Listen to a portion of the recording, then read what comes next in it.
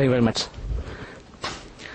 I need to show this slide because everybody knows Singapore, everybody knows Bali, but they don't know Jakarta or even Bandung. Now this is the Jawa Islands. Sorry. This is Jawa Islands, and Bandung just a little bit here, above Jakarta. It's travel around 3 hours from Jakarta to the south part of West Java Island. So ITB is there, and it's a little bit history of ITB. We were established in 1920, at the time, the colonial time of the Dutch. So the name is Bandung Technical Hogeschool, and actually ITB has been contributed to 2 presidents of Indonesia. So the first president, Sukarno, was ITB graduated in 1926. And then during the Second World War, ITB was named as Bandung Kogyo Daigaku. And then the names of ITB itself was found in 1959. So now ITB become one of the so-called the autonomous university in Indonesia. This is the faculties. We have 12 faculties ranking all of the science, engineering. Of course, we have Faculty of Art and Design, including Fine Arts, Sculptures, and School of Business Management.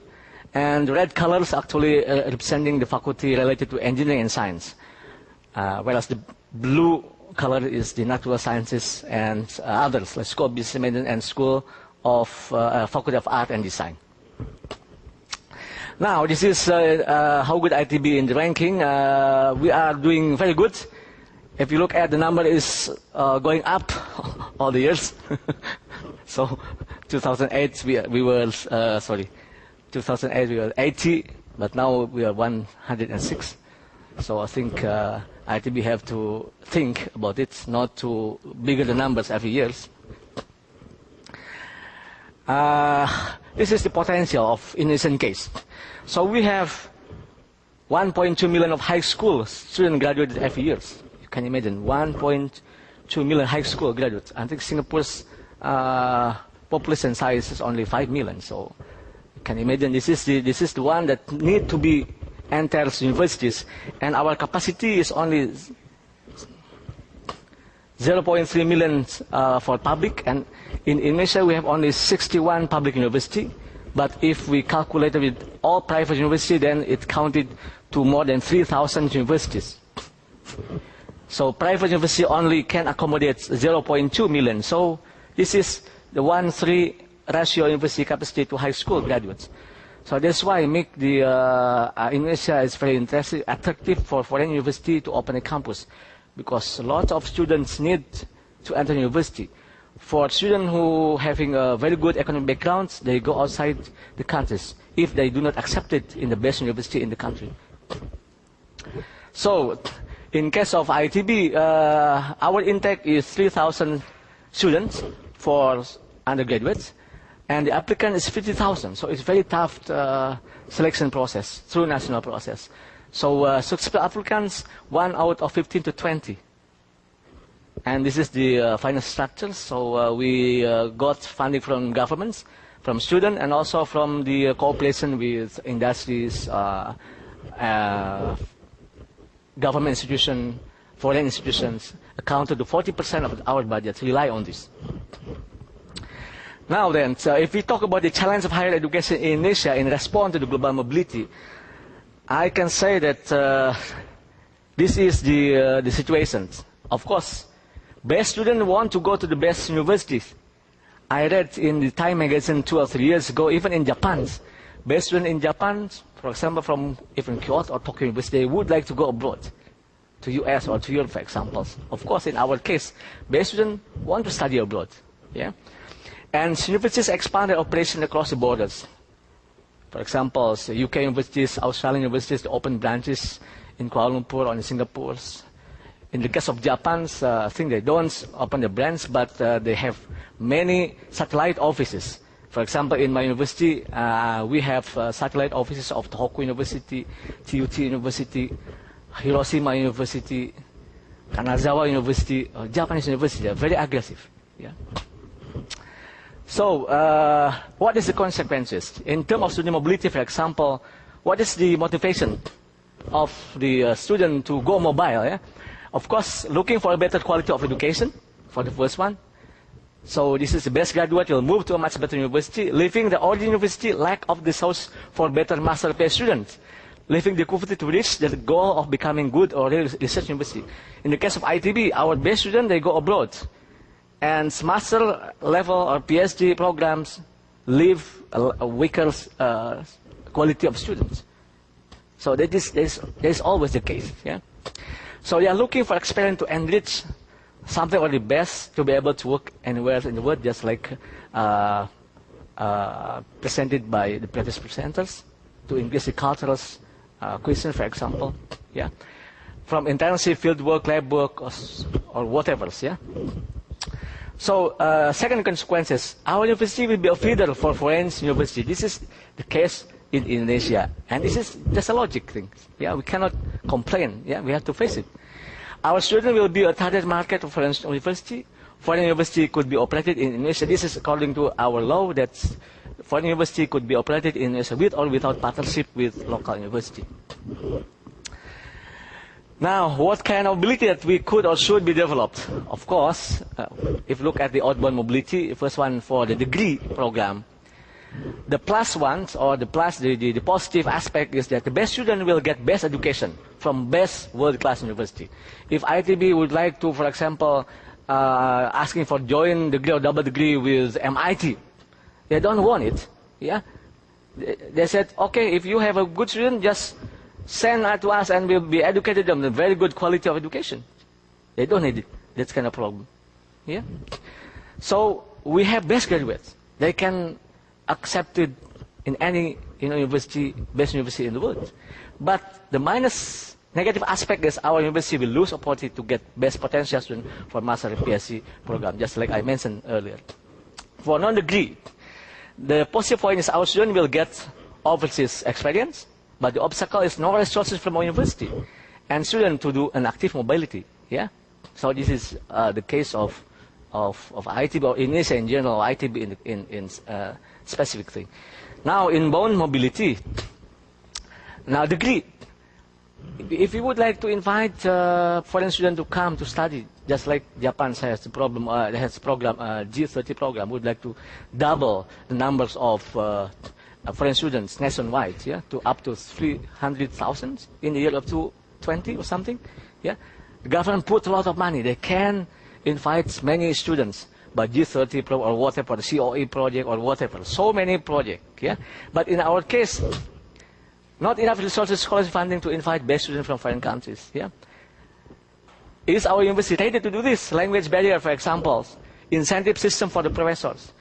In ITB, we have a rule that in one class, if there is foreigners, then the professors should be delivered the course in English. But it's very difficult in reality, because some professors think that, why should I prepare everything in English, while my salary is in rupiah? If the salary is in dollar, then I wouldn't mind to do that. Yeah. So this is always the case. Yeah.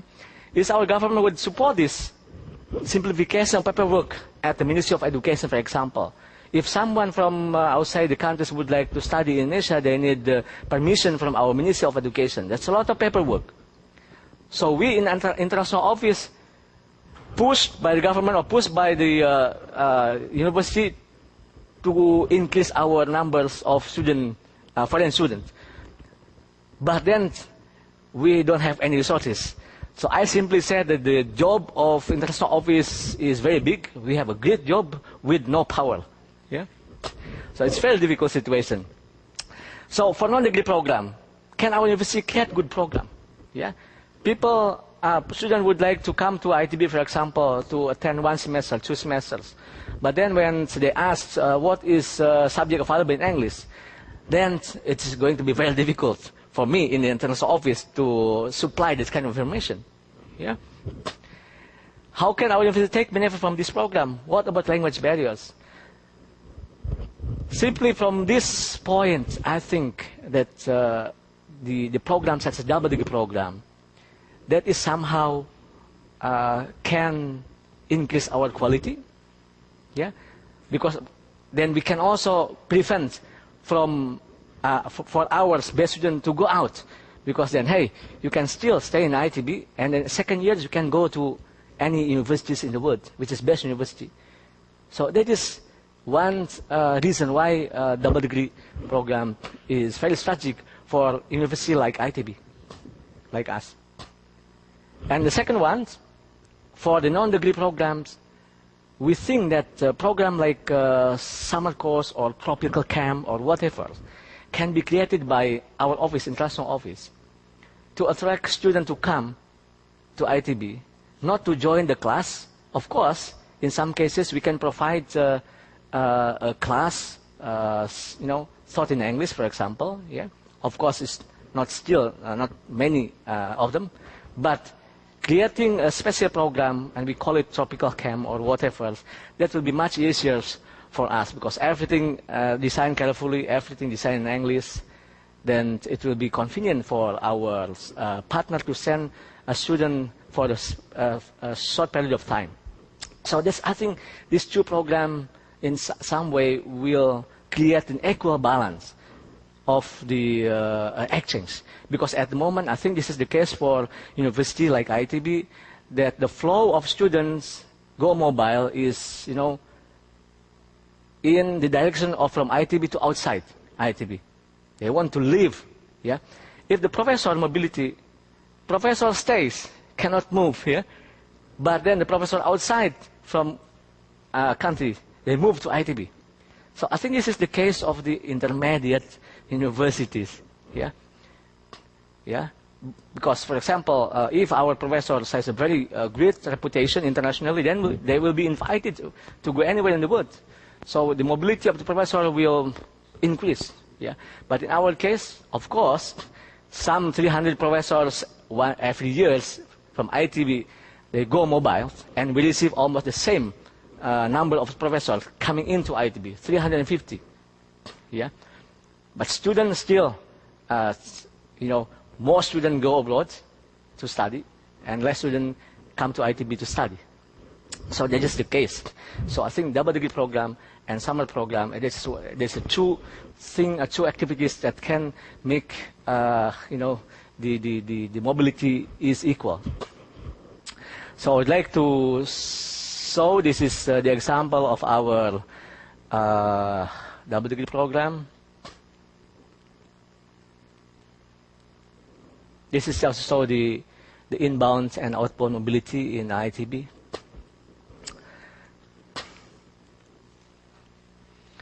In total, we have more than 20 double degree programs.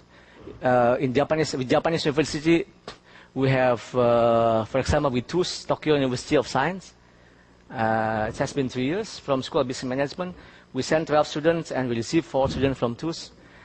This is with Groningens, 15 students to ITB. It is every year, actually, 15 to 20 students go to Groningens. But still, we only receive 1 student at the moment. So it is not balanced. With Keio, Kobe, Sumeikan, Grips, Maguchi, Miyazaki University, this year we receive in total 11 students. That is our double degree program at the area of urban planning and development. So this is School of Electrical Engineering with, again, Groningen, TUDL, Flatrop University. This is with Taiwan. And Petroleum Geoscience, Kyoto University with Malaysia, Karlsruhe University, with France University. And this is with France University. It is supported by our government. So during the last 2 years, we sent 21 ITB students for the degree of PhD and master level. And this is summer, the example of summer camp. Yeah, we call it summer camp or tropical camps. And 6 students of school. This is one example. 6 students of School of Architecture, together with 6 students of architecture from Florida University. They went to Sawah Lunto. It's a city in West Sumatra. They make the city become a kind of studio, so they present in front of the city managers, and then also they go to several lakes in West Sumatra just for excursion or cultural experience. So it's the blend between academic and cultural activities. Yeah, and it's for the complete information about Tropical Camp ITB, you can visit this website. So this full example of our summer course. Thank you very much for your kind attention.